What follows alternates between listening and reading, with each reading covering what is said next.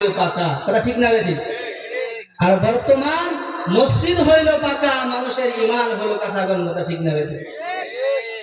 আজকে আমাদের খাইলো কে? মোবাইলে খাইলো। যে সময় রাতের 12টা 1টা পর্যন্ত আমরা কি করি? মোবাইল দেখি। দেখতে দেখতে আমাকে সারা রাত যায়। আগে শুনছি আমাদের বাবার কাছে, হয়তো আমাদের চাচার কাছে, তাদের কাছে ছোট মোবাইল ছিল, তারা এলান দিছে রাত 12টা বাজায় উঠতো। তাদের নিয়ত কি ছিল? রাত 12টা বাজায় উঠা তারা ওযু বানায় তাহাজ্জুদের নামাজ পড়তে, কথা বলেন ঠিক না বেঠিক? কিন্তু বর্তমান যুবকেরা মোবাইলে এলান দেয়, রাত 12টারই এলান দেয়। কিসের জন্য জানেন? রাত 12টার পরে নতুন এমপি পান।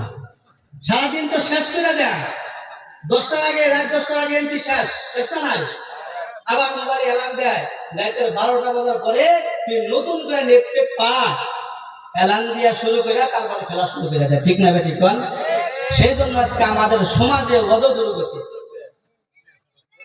সেই জন্য বাবাজিরা, আমার আল্লাহ রাব্বুল আলামিন কোরআন কারীমের ভিতরে বর্ণনা করেছেন, আল্লাযী খালাকাল মাউতা ওয়াল হায়াতা লিয়াবলুয়াকুম আইয়ুকুম আহসানু আমালা।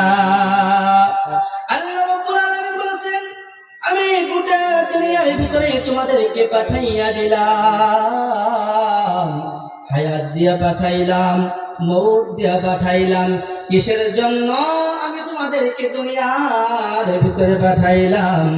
ভালো ভালো নেক কাজ করার জন্য। কন্যা সুবহানাল্লাহ। আল্লাহ রাব্বুল আলামিন আমাকে আপনাকে দুনিয়ার ভিতরে কিসের জন্য পাঠাইছে গো? নেক কাজ করার জন্য, ভালো ভালো কাজ করার জন্য। কিন্তু তার আমরা উল্টানা নাই। কোন তার আমরা উল্টানা নাই।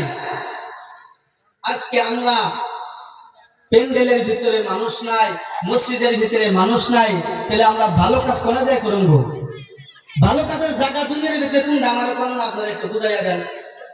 আপনার কাছে আমি একটু বুঝি। মসজিদে মানুষ নাই, সবার প্যান্ডেলে মানুষ।